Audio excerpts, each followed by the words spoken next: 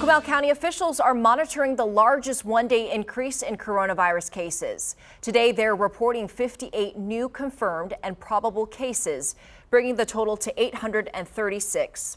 36 of the new cases are confirmed, and 40 live in the New Braunfels area. County officials say the number of people testing positive for the virus is now nearly 13%, the highest rate since the pandemic began. Governor Abbott rolled out with restrictions to help slow the spread of coronavirus.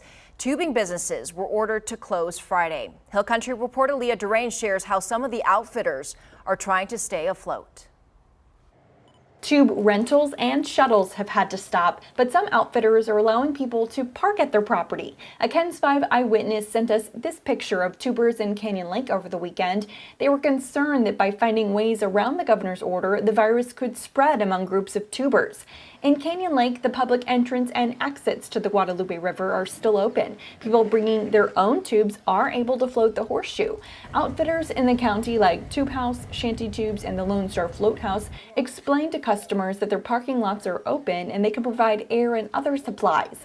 Rockin' Our River Rides in New Braunfels is allowing river entry through their private access points, and the Float Inn, located along the Comal River in New Braunfels, plans to open Saturday and Sunday for breakfast on the banks. No tubing, but cabana rentals and access to cool off in the water is available. The business specified they're limiting the number of people allowed on their property. In a Facebook post, the Float Inn said, "The goal is to not have a repeat of Memorial Day weekend. We are not trying to find loopholes through verbiage and language. We really do not want an overwhelming rush of people." The city of New Braunfels says so far there have been no issues with businesses following the governor's order. The Comal County Sheriff's Office got a couple of calls from concerned citizens this week. Law enforcement says they visited the businesses but did not see any violations. They believe a cluster of campers and restaurant visitors were mistaken for tubers.